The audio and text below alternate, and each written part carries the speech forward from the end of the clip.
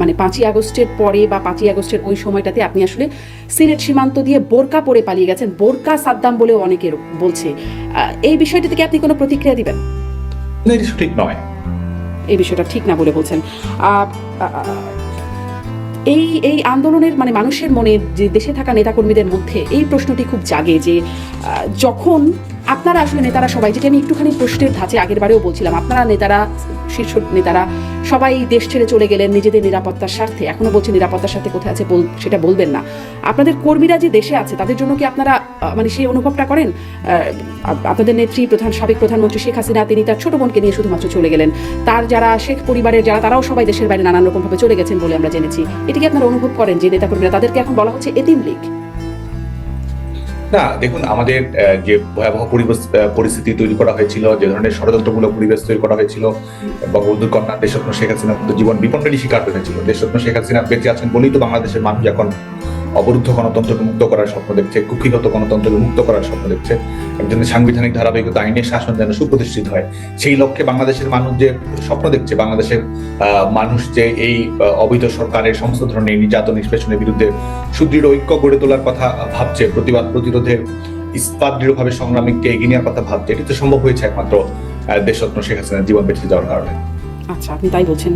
কিন্তু আপনারা কি এই বিশ্লেষণটা করেছেন যে আপনাদেরকে আসলে পালাতে কেন হলো? আপনাদের কাছে ছিল, আপনারা ছাত্রলীগের একটা বিশাল বাহিনী ছিল, আপনারাই বলেছেন যে আপনারা ফু দিলে 5 মিনিটও দাঁড়াতে পারবেন আন্দোলনকারীরা, আপনারা বলছেন যে এটা শেষ দেখে ছাড়বেন।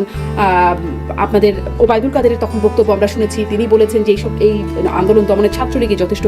তারপরে আসলে কি হলো? কেন আপনারা যথেষ্ট হলেন না? আপনারা তো হলেনই না, পুলিশ, আইন শৃঙ্খলা বাহিনী, সেনাবাহিনী সবই ছিল, আপনাদের বিরাট বাহিনী ছিল, তারপরেও কেন আপনারা আসলে সফল হলেন না? প্রথম কথা হচ্ছে যে এই আন্দোলনটি একটি ইস্যুভিত্তিক আন্দোলন ছিল, যে বিষয়ে আমরা সবসময় কথা বলেছি, কোটা ইস্যু, যেখানে শিক্ষার্থীরা কোটা সমস্যার সমাধান চেয়েছে, এবং যেই সমস্যার সমাধান আসলে আওয়ামী লীগ সরকারের 2018 সালে সরকারের প্রজ্ঞাপনের মাধ্যমে নিশ্চিত করেছিল কোটা ব্যবস্থা বিলুপ্তির মাধ্যমে। পরবর্তীতে এটি একটা আইনগত প্রক্রিয়া, একটি উচ্চ আদালতের একটি রায়, বিশেষ করে রিটের প্রেক্ষিতে উচ্চ আদালত এক ধরনের নির্দেশনা দেয় এবং সরকারের প্রজ্ঞাপনকে বাতিল বলে ঘোষণা করে। সেই প্রেক্ষিতে সরকার পক্ষই কিন্তু আন্দোলনকারীদের সঙ্গেই ছিল, সরকার পক্ষে আদালতে লড়েছে। বাংলাদেশ ছাত্রলীগের সাংগঠনিক অবস্থান সেটি হচ্ছে যে আমরা সুস্পষ্ট হয়ে বলেছি, কোটা সংস্কারের দাবিতে আমরা ঐক্যবদ্ধ ছিলাম, কোটা সংস্কারের দাবিতে আমরা মিছিল করেছি, মিটিং করেছি। কোটা সংস্কার ইস্যুকে কেন্দ্র করে বাংলাদেশের সংশ্লিষ্ট সকল মন্ত্রণালয়ের কাছে আমরা বক্তব্য তুলে ধরেছি, সেটা আইন মন্ত্রণালয় হোক, জনপ্রশাসন মন্ত্রণালয় হোক, সেটা অ্যাটর্নি জেনারেলের অফিস হোক।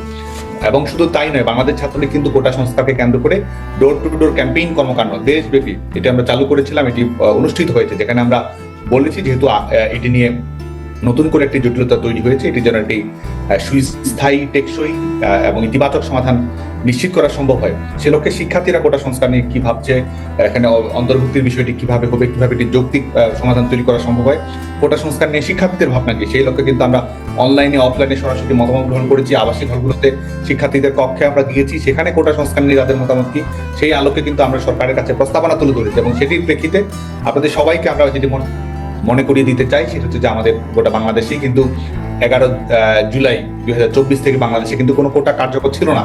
যখন হাইকোর্টের রায়ের উপরে যখন স্ট্যাটাস কো প্রদান করা হয়, স্থিতাবস্থা প্রদান করা হয়, প্রকৃতার্থে বাংলাদেশে 11 জুলাই 2024 পরে কোনো কোটা কার্যকর ছিল না। 2018 সালের প্রজ্ঞাপন 2024 সালের 11 জুলাই থেকে কিন্তু পুনর্বহাল হয়। সে কারণে কিন্তু এটি সুস্পষ্ট যে আন্দোলনের যে সফলতা, এই আন্দোলনের যে হ্যাপি এন্ডিং হওয়ার কথা ছিল, এই আন্দোলনের যে এক্সিট হওয়ার কথা ছিল, সেটা কিন্তু 2024 সালের 11 জুলাইয়ের মধ্যে এটি সমাপ্ত হওয়ার কথা ছিল, কারণ শিক্ষার্থীদের ইস্যু ভিত্তিক সমস্যার সমাধান হয়েছে।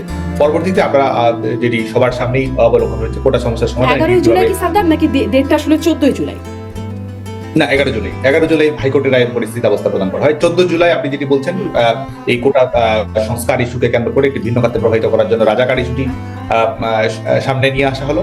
এবং আপনি দেখবেন যে 1 থেকে 14 তারিখ গোটা বাংলাদেশে কিন্তু রাজাকার ইস্যুটা সামনে আসলে কে নিয়ে আসলো? হ্যাঁ, এটি তো ইতিমধ্যেই সবার কাছেই পরিষ্কার, বিশেষ করে বাংলাদেশের ছাত্র সমাজের কাছে এটি পরিষ্কার কিভাবে বঙ্গবন্ধু কন্যা দেশরত্ন শেখ হাসিনার বক্তব্যকে বিকৃত করা হয়েছে, বিভ্রান্তি ছড়ানো হয়েছে, এবং